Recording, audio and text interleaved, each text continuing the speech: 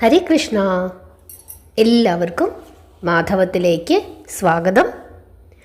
ഇന്ന് നമ്മൾ പറയാൻ പോകുന്നത് ഭാഗവത മാഹാത്മ്യമാണ്. ശ്രദ്ധിച്ചു കേട്ടുകൊള്ളുക.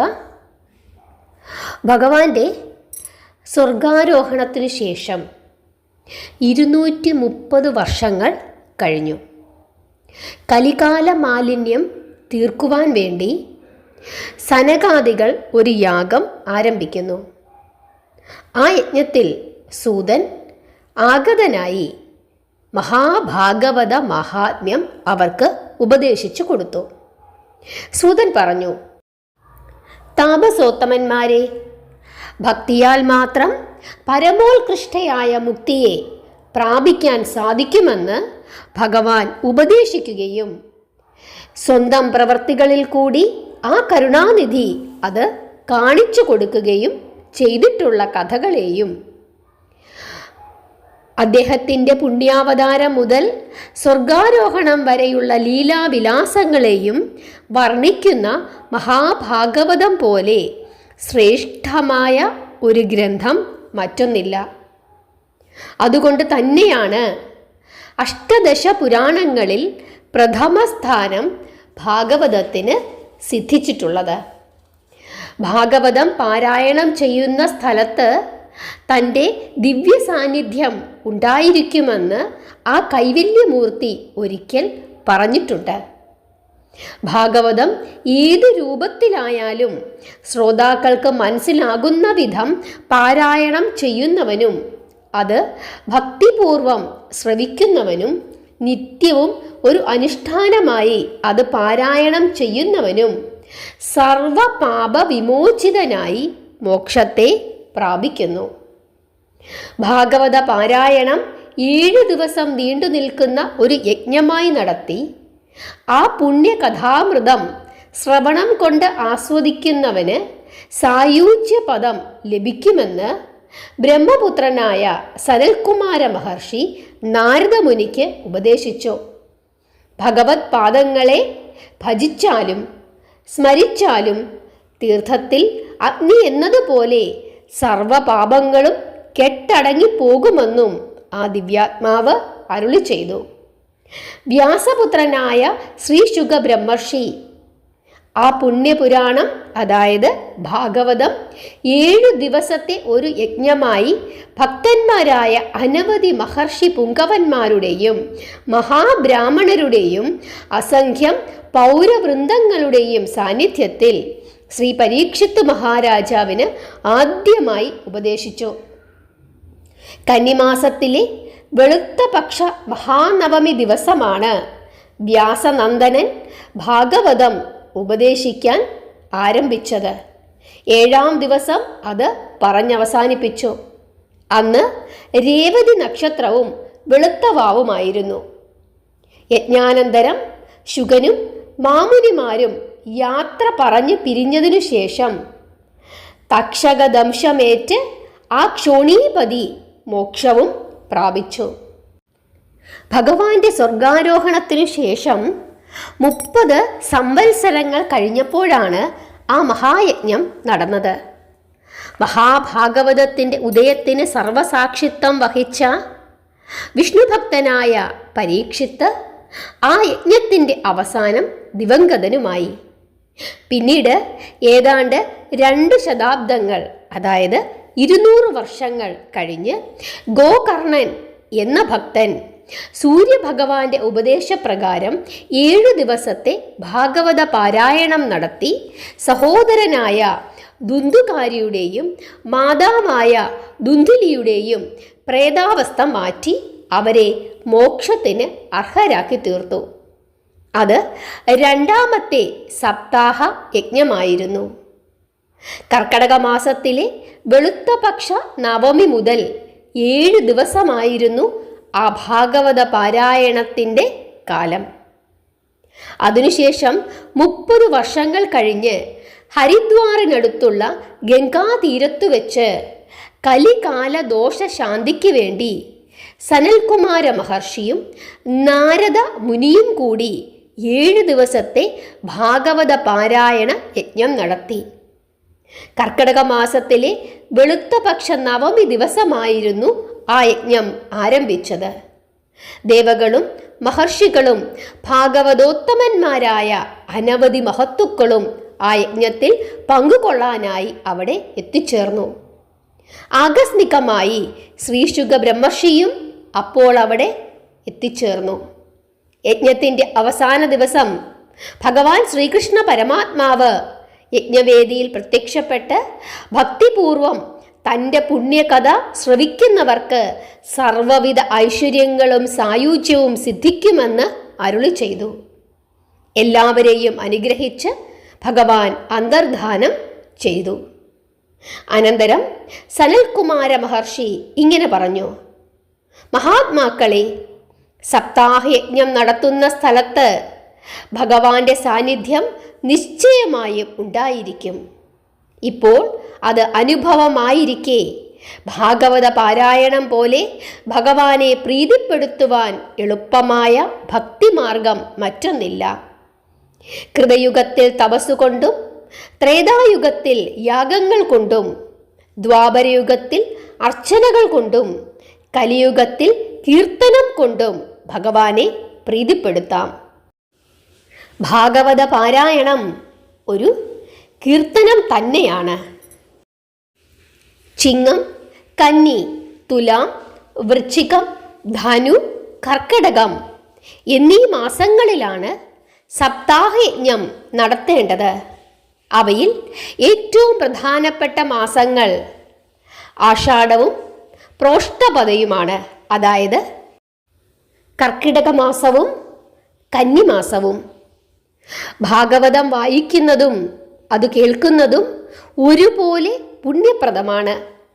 സർവപാപങ്ങളെയും നശിപ്പിക്കുന്നതും മുക്തിക്ക് നിദാനമായിട്ടുള്ളതും ഭക്തിക്ക് കാരണമായിട്ടുള്ളതും സർവോപരി ജഗന്മയനും ഭക്തവത്സലനുമായ ഭഗവാൻ ശ്രീകൃഷ്ണന് പ്രീതികരവുമായിട്ടുള്ളതുമായ ഭാഗവത പാരായണവും അതിൻ്റെ ശ്രവണവും പോലെ പുണ്യപ്രദമായ മറ്റൊരു കർമ്മവും ഈ കലിയുഗത്തിൽ ഇല്ല.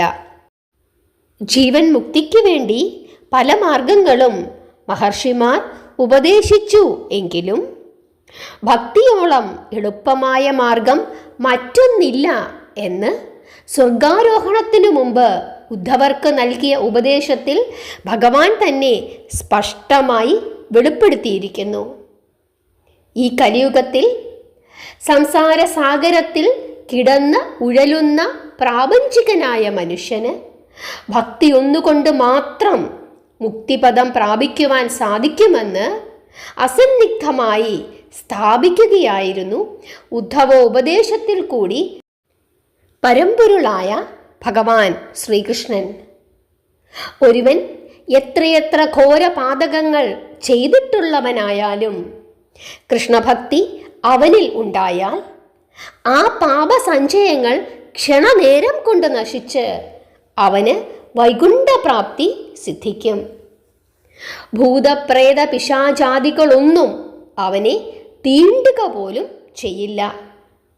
അങ്ങനെയുള്ള ഭഗവാന്റെ അപദാന വിശേഷങ്ങളെ വർണ്ണിക്കുന്ന മഹാഭാഗവതം പാരായണം ചെയ്യുന്നവനും അത് ശ്രവിക്കുന്നവനും ജീവൻ മുക്തനായി ഭവിക്കും. യാതൊരു സംശയവും അക്കാര്യത്തിൽ ഇല്ല. ഗംഗാനദി, ഭഗവത്ഗീത, ഗായത്രി മന്ത്രം, തുളസി മാല്യം, ഗോപീചന്ദനം, സാളഗ്രാമ പൂജ, ഏകാദശി വ്രതം, ഭഗവാന്റെ നാമാക്ഷര ജപം ഇവയെട്ടും ഭഗവത് കാരുണ്യത്തിന് ഉത്തമങ്ങളാണ്. അങ്ങനെ സൂതൻ കഥ പറഞ്ഞ് അവസാനിപ്പിച്ചു. ഹരേ കൃഷ്ണ. എന്തൊക്കെയാണ് അല്ലേ നമ്മൾ ഈ കേട്ടത്? ഭാഗവത മഹാത്മ്യം ഞാൻ ആദ്യമായിട്ട് വായിക്കുമ്പോൾ എനിക്കത് വായിച്ച് പൂർത്തിയാക്കാനായിട്ട് സാധിക്കുന്നില്ലായിരുന്നു. കരഞ്ഞു പോവുകയായിരുന്നു ഞാൻ. എനിക്ക് പറ്റുന്നില്ലായിരുന്നു. ഭാഗവതം കഥാരൂപത്തിൽ പറയാൻ തുടങ്ങുന്നതിന് മുമ്പ് അത് പറഞ്ഞ് തീർക്കാൻ സാധിക്കുമോ എന്നുവരെ എനിക്ക് സംശയമുണ്ടായിരുന്നു. പക്ഷേ ഈശ്വരാനുഗ്രഹം കൊണ്ട് നമ്മൾ അത് മുഴുവനും പറഞ്ഞു തീർക്കാനായിട്ട് നമുക്ക് സാധിച്ചു. ഇതുപോലെ തന്നെയായിരുന്നു കർക്കിടക മാസത്തിൽ രാമായണം കഥാരൂപത്തിൽ നമ്മൾ പറഞ്ഞത്. ആ സമയത്തും ഒരുപാട് തടസ്സങ്ങൾ വന്നു. പക്ഷേ മുടങ്ങാതെ അത് പറയാനായിട്ട്, രാമായണം കഥാരൂപത്തിൽ പറയുന്നതിനായിട്ട് സാധിച്ചു. അതുപോലെ തന്നെയാണ് ഭാഗവതവും.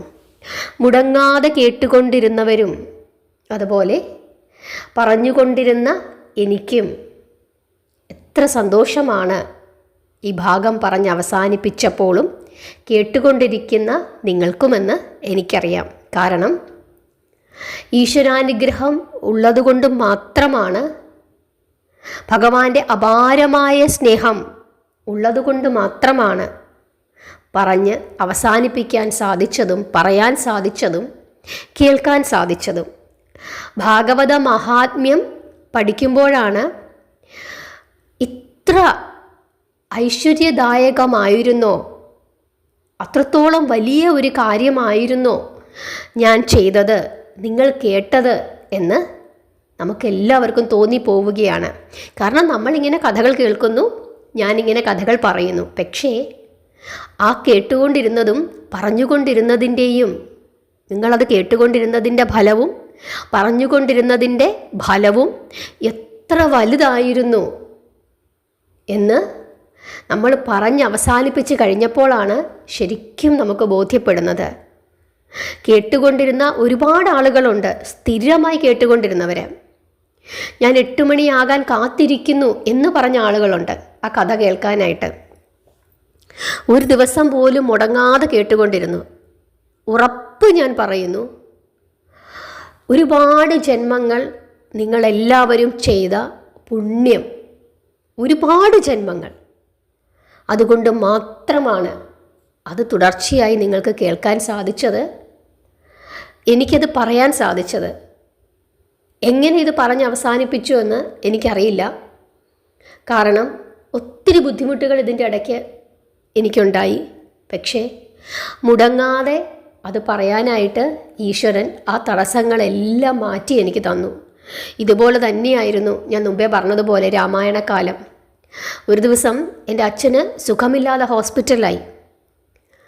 പറയാൻ പറ്റുമോ എന്നെനിക്കറിയില്ല. കാരണം ഒരുപാട് ദിവസത്തെ ഒന്നും ഞാൻ പറഞ്ഞു വെക്കാറില്ലായിരുന്നു.